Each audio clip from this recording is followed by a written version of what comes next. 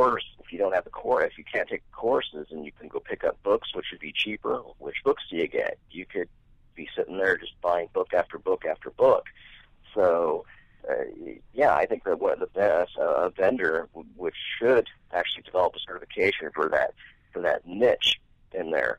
You know, and I think that's where I think that was kind of sort of CompTIA's goal with the CASP. You know, if you kind of look at it, what they have is Security Plus. The way they actually view it is a Security Plus and the CASP and the CISSP. So if you look at the Security Plus and then things fork in the road from there, you know, we have something to take care of the other fork, kind of, sort of, but we don't have anything on the other fork between Security Plus and CEH. You know, you just don't have any guidance there. You know, I think there's been attempts, but they're just really not that great, or they focus too much on a specific area to be useful. Right. Another interesting conversation I had with someone here in the Washington, D.C. area is that there have been a steady increase in individuals looking to obtain security training. And we were trying to figure out, is it because the security field is very hot and a lot of individuals are trying to jump into it?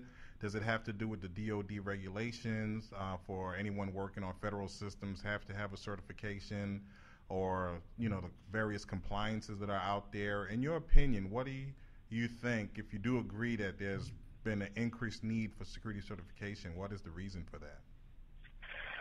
Well, I definitely would agree that, yes, there is increased demand for tremendous demand for that. That just keeps increasing across the board. And I think it includes the issues you just brought up. I mean, the government has really been pushing those certifications for a while. You know, you just look at the DoD with their 8570. .1, that's been a big there's been a big push there for a while, and you know, they kind of, when that standard got rolled out, it's a great idea. There has been some problems getting it completely implemented. You know, I think they may have had a little more ambitious schedule, or things kind of got sideways on it a bit, and it didn't get done as quickly as they wanted. Because they were supposed to have, in some cases, either 75 to 90% of their staff in some places I'd been certified, and they've had around half or less certified for various reasons. And those are just things. You look at the military itself, all the deployments, all they've had to do. It makes it really tough. So there are some problems, and then sequestration, all that's caused some problems too. But the government's has been pushing more of those certifications, and then they're also realizing that they still, with all those certifications they've included to get people prepared or in compliance to use their stuff, they've also realized that if they're going to be setting up all these different cyber commands, all these different cyber initiatives to do cybersecurity, they've been realizing they just don't have the skills on staff, or they don't have any really good way of measuring them. I've seen in I won't say where, but I've seen some places where they've dropped people in those positions to be cybersecurity people, and they don't really have a background in security. They're IT people, so they are, and they're just barely that, and so they've been stuck in these positions going, what do we do now? So they really kind of got the fire burning there to get these people certified, very quickly. And so they've had a push to do things, like the CEH. They're doing a lot of CEH stuff now in different places, especially within the military. There's a lot of requests for that, as well as doing some forensic stuff. All that too. They're really trying to bring people up to speed. So there's definitely that part of it. And of course, people seeing all these things and these career sites about security is the hot thing. Yeah, it's still very, very, very hot. Yeah. I believe I just I may be misquoting here, but I believe they said that by 2020, they said we're going to be short like 1 million cybersecurity professionals. Right, and that kind of leads me to the next question.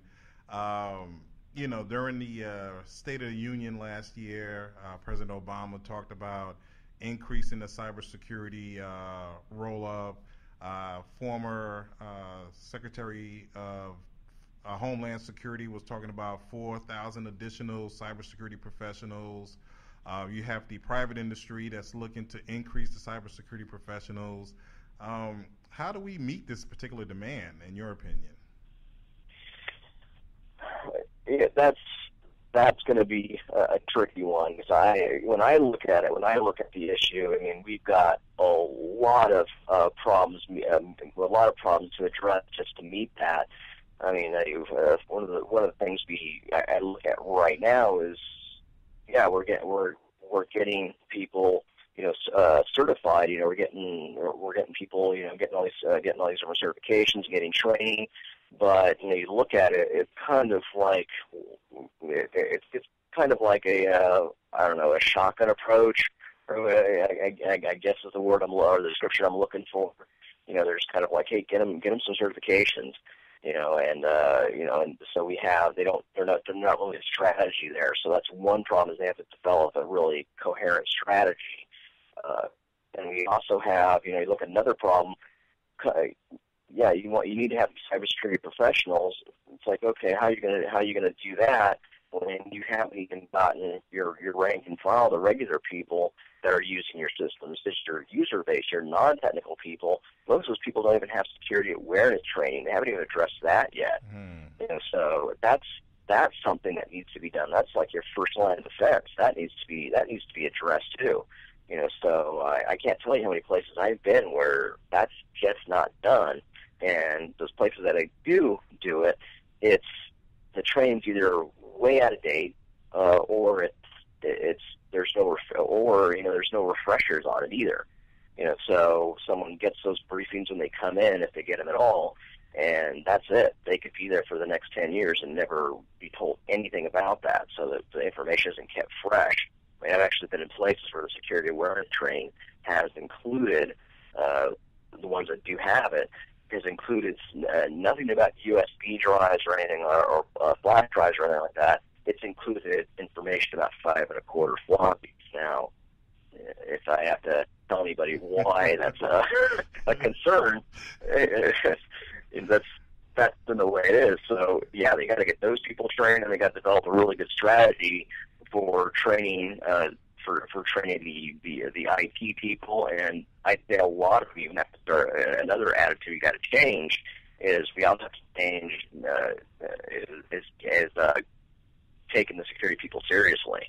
And one of the conversations I have in my classes when I do that, or in any presentation I do, is I try to get the word out there that if you're going to take security seriously, you have to take the guidance of your security personnel. You have to take that seriously. You have to treat it, treat them as someone that's got your best interests at heart.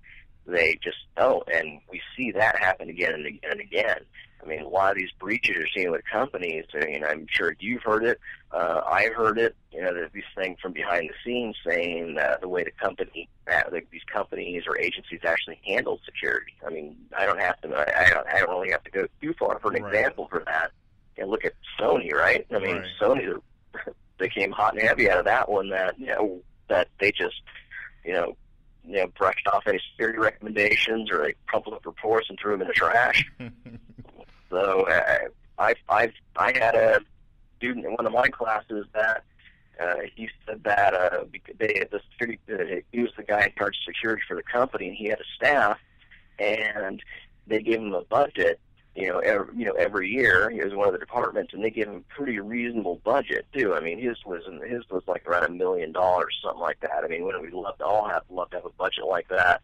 But he gets that budget and tries to manage it, so it stretches out through the year, so he can get all his projects done. Because he has a lot of them, and what they do is, one of the other departments is sales, and sales burns through their budget, like in the first 2 or 3 months of the year, and they have a bigger one than he does. And he says, inevitably, and he said this happened for the last 3 years, they'll just look around and go, where's more money? Oh, security? Well, security doesn't make any money for the company, and they just go and grab it and take it away. So when I say a company's got to take that seriously, they can't allow stuff like that to happen. And unfortunately, when it comes down to it, as far as the company is concerned, security people are the pessimists, the downers, and they don't make any money, for the company. So, and it's interesting that you brought that up, because I spoke to a manager about 6 months ago, and his problem is that every time he spoke with his security manager, I forgot the terminology that he used, but the security manager delivered the information like everything was always dire. Like, it's going to happen now. And I guess after a while, they're like, you're screaming that the sky is falling, but we haven't seen the skies falling. So do you think it's something with security practitioners and professionals also needing to deliver the message in a way that's not, turning off the decision makers? Or you just think it's the decision makers that just don't want to listen? I would say it's on both sides. That's actually a very good point to bring up, is that you do get this tendency for security people and IT people in general, to put stuff in terms of it's a must have or this or that, and they make everything sound such a big deal. But I think you could actually make cases for that type of stuff across the board where people don't communicate stuff the right way. So. I would say there needs to be a little better communication there. You definitely cannot cry wolf all the time, because people just aren't going to believe you. So what needs to be done is you need to have people that are doing security need to be a little more careful with their briefings. And when I do briefings, I tend to be along the lines of I prioritize them and put them in different categories, and I'll even try to. And when I do stuff like this, as I tell people, it's like my managers view or my USA Today view of data. I call my USA Today view of data because on the USA Today they have a little chart on there every week, little statistics and something. It's a little funny cartoon type thing. That's what I like to stick in a report. I'll color code something so they can very easily see, the ones in red are hot issues, and right on down. So I'm doing a briefing and I give them something like that. They can look at it right away and say, okay, I can see how the issues stack up. And so it's really easy for them to visualize.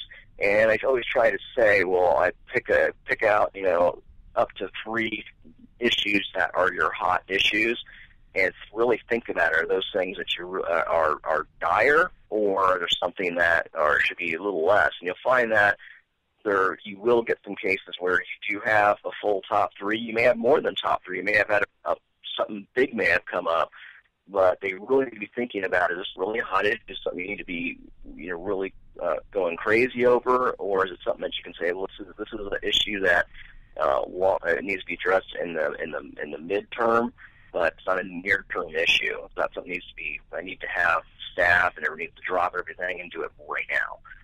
So there needs to be that. But there's also the other side too, that that of how serious some of these people actually take it. Right. In fact, I had a student just recently point out, and it was a good observation by him, that the information security officer or whatever they're calling it, why they sometimes do call them chief security officers, chief information security officers. Those are typically, when they exist, are typically called that, chief whatever. It sounds like, oh great, you got chief security officer, you got chief financial officer, and all these other ones out there. But yeah, but chief security officer usually doesn't have any executive power at all. That's just a title they stuck on there. Yeah, and they usually like closer to below the CIO, and pretty down on the depth chart. Yeah, exactly. So, and that shows you just how serious they take it. Now, I don't know if they need voting power all up to the business side and all that.